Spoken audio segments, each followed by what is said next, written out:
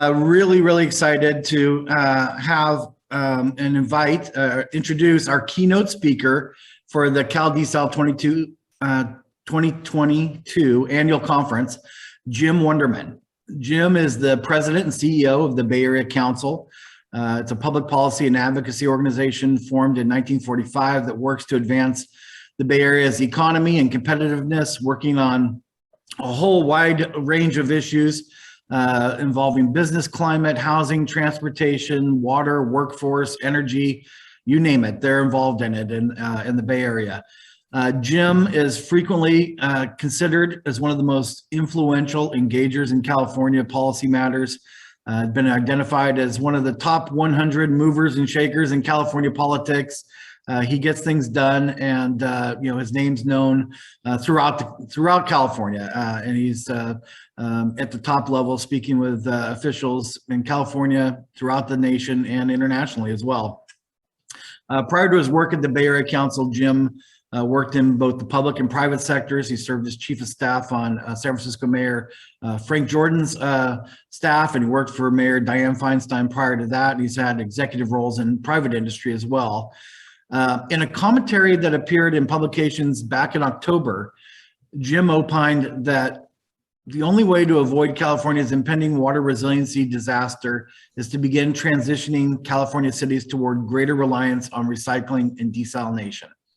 Obviously, that caught a lot of attention, and the reason why we wanted to reach out to Jim and the Bay Area Council, engage their partnership, and invite Jim to join us today. So I'll just say we're extremely pleased to have you, Jim, with us today as our keynote speaker to share your perspectives on desalination as a water resiliency tool.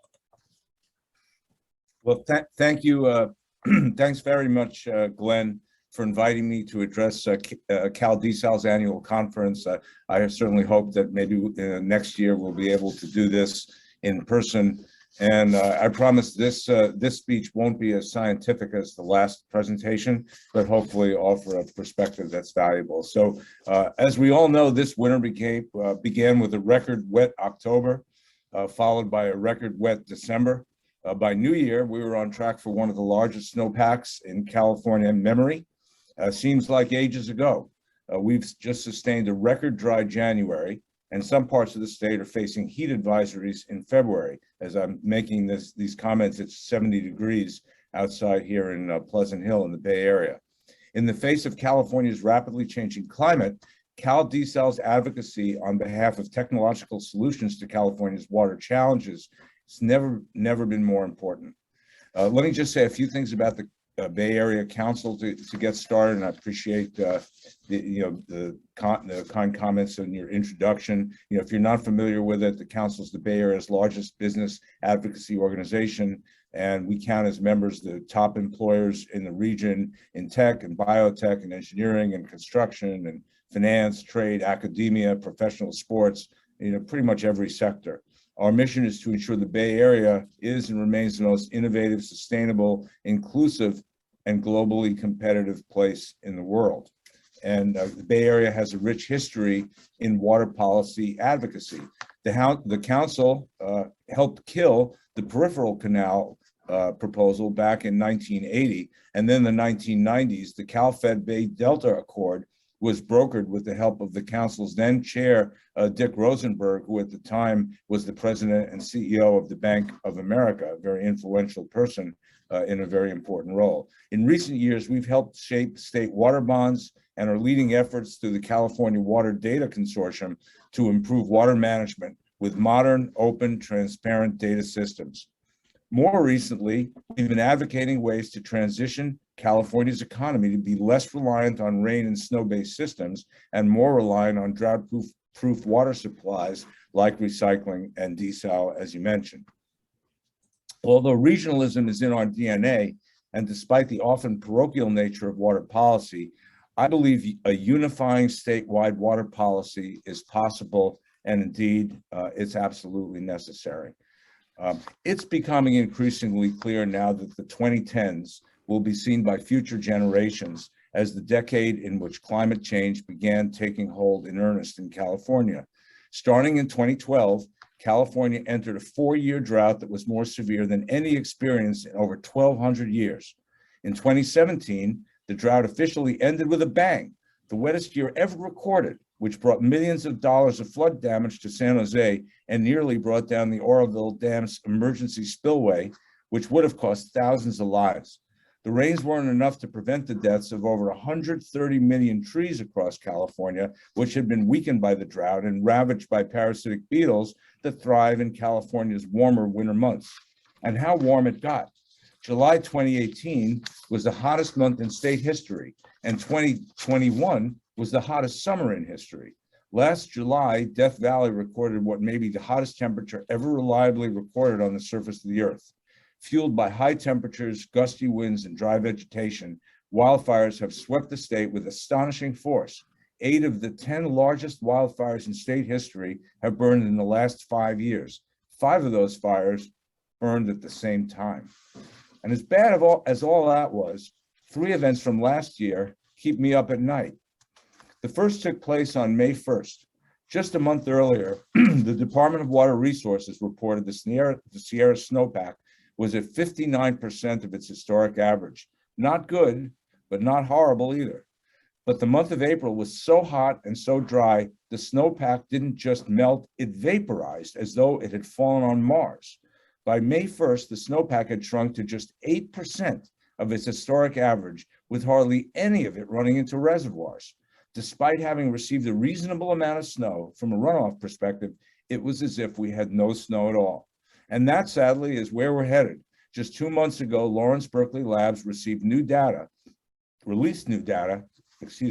estimating the snowpack will functionally be zero most years by the 2040s. That's really alarming. We're talking about 30% of all water used in California, our single largest source. Virtually every city in California relies on the snowpack for at least some of its waters, and some cities, including most in the Bay Area, are almost entirely reliant upon it. The second event occurred just 3 weeks later, on May 19th. The Marin Municipal Water Agency announced it was considering imposing a moratorium on new water connections within its service area. Now, Marin is a wealthy, water-efficient region with a relatively cool climate and close to good-paying jobs. From a climate perspective, Marin is exactly the place where California should be incentivizing new growth. Yet growth has been artificially constrained in Marin for decades. The county grew just 5% since 2000 compared to 19% statewide. Marin isn't considering a moratorium because it lacks access to water, but because it welcomes water scarcity as an excuse to prevent housing development. This is the canary in the coal mine. We cannot allow cities and regions to use water scarcity as an excuse for implementing no-growth policies if alternative supplies are in fact available, and they are almost always available. The third event occurred on October 20th. State environmental agencies had adopted a plan in 2018 to seize water from cities and farms to support collapsing San Joaquin River ecosystems. Water users pushed back, arguing the state's demands would reduce drought resilience at a time when they were already struggling to adapt to climate change. State agencies were in sporadic discussions with water users for several years in search of a voluntary agreement to relinquish water, but on October 20th, the state determined the talks weren't progressing and that it was going to begin implementing the 2018 plan in full. In the Bay Area, the plan will reduce water supplies of 2.6 million people across 4 counties on top of whatever else is being thrown at them by the drought. Several cities and towns may be forced to impose their own building moratoria. So in short, the vanishing snowpack will pressure cities and ecosystems. More cities will run the risk of a day zero event where they literally run out of water. The state may use its regulatory authority to assist ecosystems at the expense of homes and businesses. And finally, some cities will embrace water scarcity to artificially limit growth. These changes have significant implications for California's economy. First, we will begin seeing more towns run out of water. It's already happening. During the 2012 to 2016 drought, water outages were largely confined to small Central Valley communities like Auberry or Madera, where residents had to truck in water from somewhere else due to depleting wells. Then last summer, taps began running dry in North Coast communities like Mendocino, places that have historically been so wet and cool that a water shortage seems almost unimaginable. Because depleted aquifers can also lead to higher concentrations of arsenic and other contaminants, and because the areas are at highest risk tend to be economically under-resourced already. Water security represents a significant challenge for public health, environmental justice, and economic outcomes. Already today, an estimated 1 million Californians are reliant on drinking water that fails to meet state safety standards. Every hour a family spends wrangling the logistics for how to truck clean water to their home is an hour not spent starting a business, volunteering in their community, or reading to their children. Perhaps an even greater long-term economic threat than a sudden water outage is the risk that water scarcity becomes enmeshed in the state's current debate over the housing shortage and the related affordability crisis. The evidence overwhelmingly shows that state and local constraints to housing production is primarily responsible for the lack of affordable housing in California, and that the lack of affordable housing is the driving force behind California's homelessness crisis and the exodus of working and middle-class families. This is a profound racial and economic justice issue. If California is unable to build the homes for these workers, families, other regions around the country, in Texas and elsewhere, will be very happy to do so, and California will have sold out its economic future for nothing. Broadly shared economic prosperity is only possible if businesses of all kinds, including tech, biotech, manufacturing, construction, agriculture, healthcare, can grow here, which they will not do if California does not have the housing inventory to accommodate its workforce.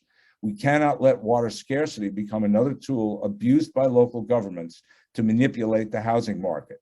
Not every town needs to become a city, and not every city needs to become a metropolis. But decisions about where to focus growth should be made on market demand rather than the whims of certain reluctant city councils.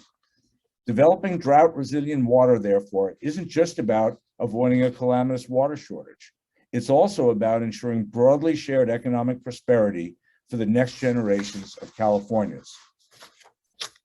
The only way to avoid either a calamitous water shortage or the slow descent into economic stagnation is to begin shifting our cities to become more reliant on drought-proof water resources like desal and recycling.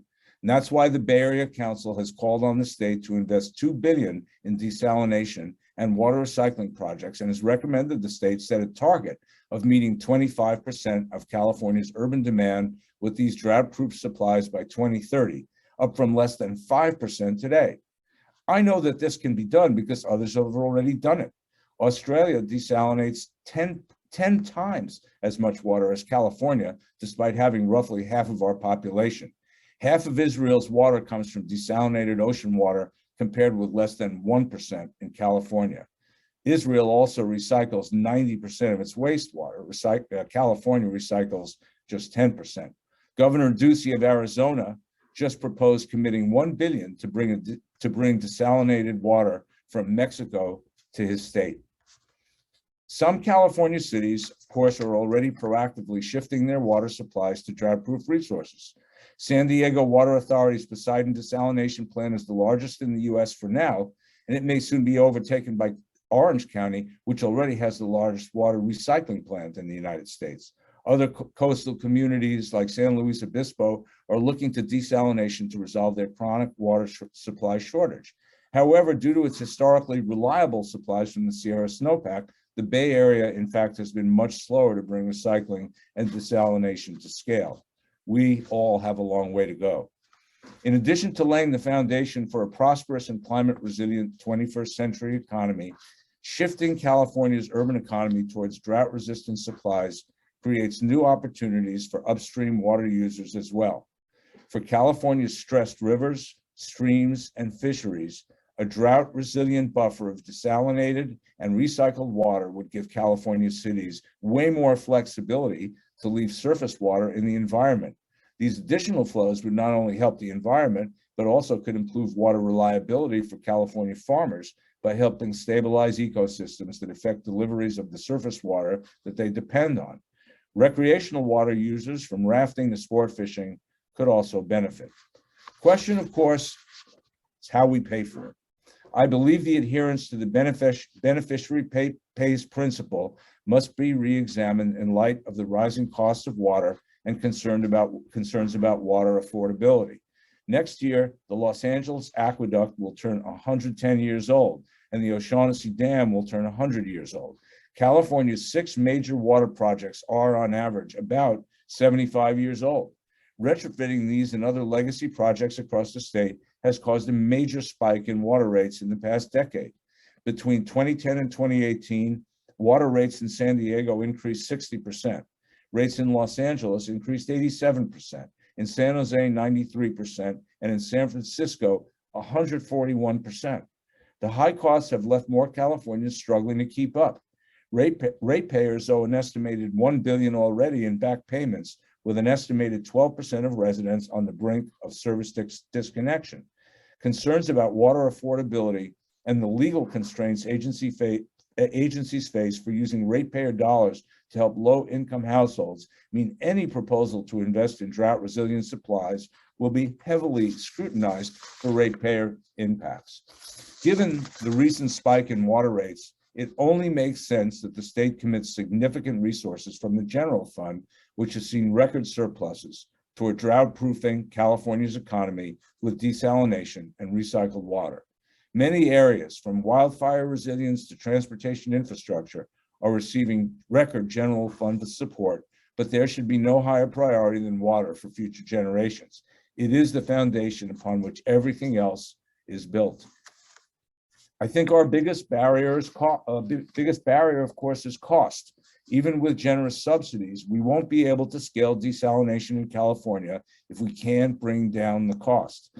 Desalinating an acre-foot of ocean water in California costs somewhere around 3,000 acre a foot, about twice as much as state water project water. By contrast, Israel's Ministry of Infrastructure tells us they can do it for 925 an acre foot, and that plants under construction today will get it done for barely 600 an acre foot. We cannot expect to scale desalination in California if it costs 5 times as much here as it does elsewhere in the world. Even with state assistance on capital costs, ratepayers can only absorb so much. That's why we're currently working with CalDesal and other partners on ways to reduce the cost of delivering desalination and recycling projects, including, importantly, speeding the permitting process, which contribute mightily to unnecessary and costly delays on projects.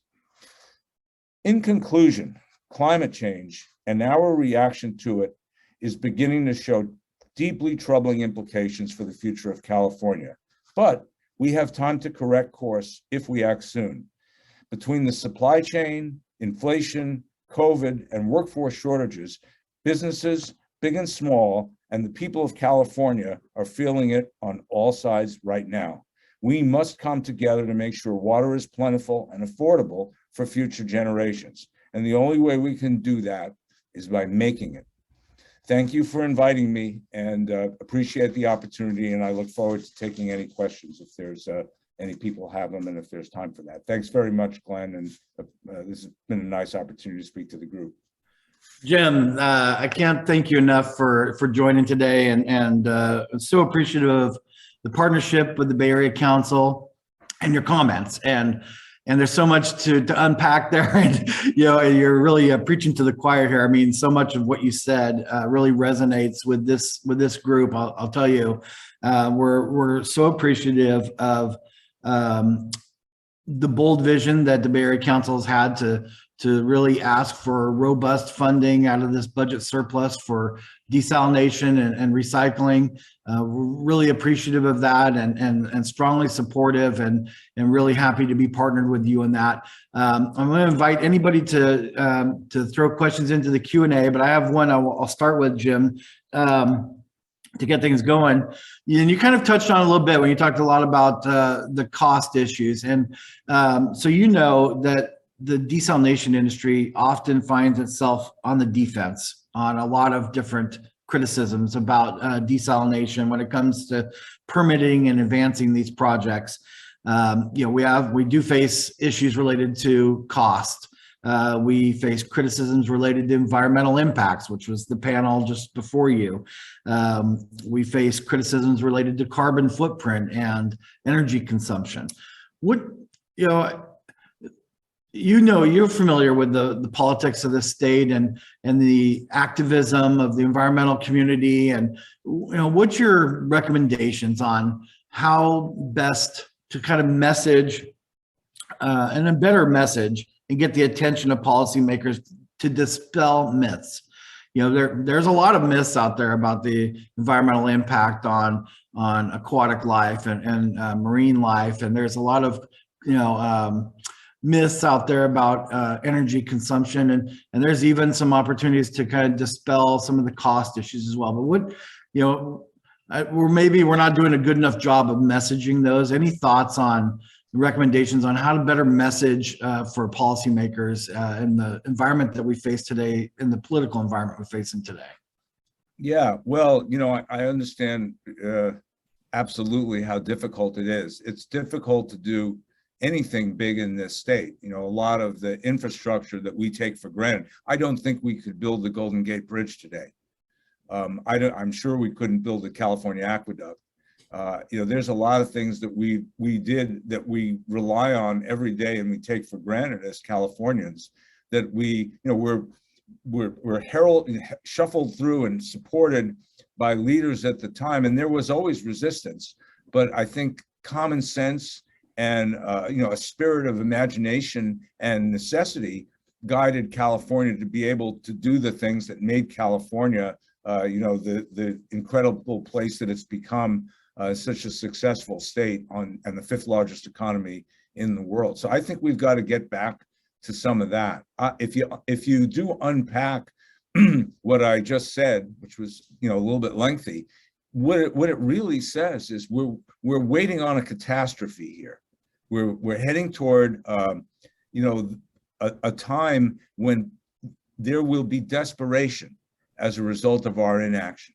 And at that time, it will be too late to be responsible for how we are able to respond. It'll be way more expensive and way more damaging to ever get into that position when you turn the tap on and nothing happens. And we're rationing people and our agricultural system and our urban systems to the point where there really just isn't enough water to be able to manage a life. And so I think that's the message that we have to get across. And I don't think it's that hard to get it across because it's reality. The facts are quite clear. And we're in an age of climate change and impact from climate change, and we're seeing what that means. And if Lawrence Livermore Labs, one of the most responsible scientific institutions in the world, says that within a generation, we'll have no snowpack at all. And we rely on that snowpack so heartily for water around the state. People should be extremely alarmed by this. And yes, there are impacts to desal. There's no question. It's not a free ride, and it's costly. And even if we can get the cost down, it's going to cost something, and it's not going to be cheap. But we, as a state, we have to invest. And fortunately, I think we're in the position to do it because of the wealth in the state. If we can keep the wealth here, we're in a position to actually do this. We could have built with a portion of the surplus that it came in the last couple of years. We could have built the top desal system in the world. And we could have worked through the problems of the environment, and we could have mitigated. There's ways to mitigate a lot of those impacts. And there are economic benefits to the state to producing the kind of jobs it would take to build, an infrastructure system of that magnitude. So there's a lot of positives to doing this that benefit a lot of different groups. And again, as I think I pointed out, the groups that get hurt the most are the people that the political institutions claim that they want to help the most, which are people of color, communities of color, people living in poverty. They take the biggest hit on this. So I think it's time for that recognition to be put out in front, and let's have an honest debate about this. And if you look at it, if other countries around the world can do this, an ocean, a state that has hundreds and hundreds of miles of ocean coastline, as well as inland waterways, could certainly be at top of game in this, and we should be. Yeah, excellent, Jim. Thank you. Question that came in here. The Bay Area Council is so good at creating key partnerships to take action on a wide variety of issues. You guys do that so well. In your opinion, Jim, who outside the immediate water community should we be looking at to develop as key partners in moving desalination forward in California? Well, I think there's organizations, for starters, like the Bay Area Council around the state, that are very sophisticated regional groups who all face this issue at some level, and many of them focus on water and water policy, resilience as top issues, because it's reality and staring us in the face. In many ways, it's one of the big things that's holding California back. So I think the alliances on this are great. The opportunities are great, and I've been in the process with my partner, Tracy Hernandez, in the LA Biz Federation, which is a amalgamation of groups in the Los Angeles basin, as well as in the Southern Central Valley, to form a statewide organization called the New California Coalition. So it's going to be made up of a lot of groups. And I could see, I'm going to share these comments with them.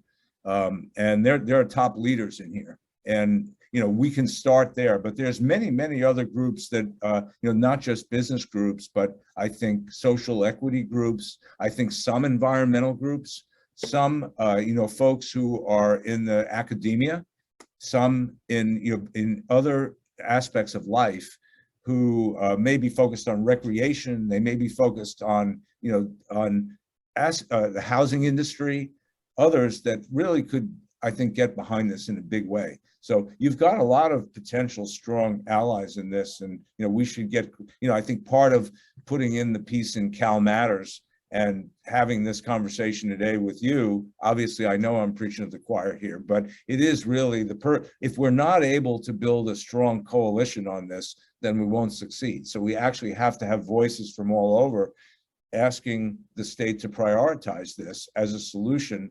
And I think the state has been remiss in the last generation or so in thinking big about a problem that's facing it, and instead has been, I don't think the state's been a really reliable partner in this. So it's been turned over to local water agencies to solve their own problems, and some of them have done a great job. But at great ratepayer expense. And at some point, the state, is really the place that has the largesse to come in and actually make this happen. So we've got to get the state motivated. One last question, Jim, before we let you go, and it really relates to your comments right there about the state's engagement. State Water Project is a massive system of conveyance and reservoirs and all the pertinent facilities. The question that's come in is, does your vision have the state actually involved in the construction and operation of desal facilities?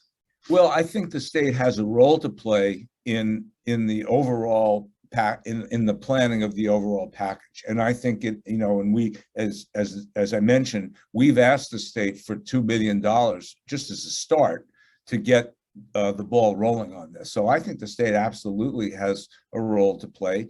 And, because this is affecting the whole state. I don't know that there's too many parts of California who can ignore this problem. There may be a few, but they're few and far between. So, this is an opportunity for, an incredible state to do, once again, be able to create infrastructure at a scale that's needed and is in sync with the times. If the state has another solution, if there's a magic way to create more rain and snow reliably in the future, well, that would be great. We should do it.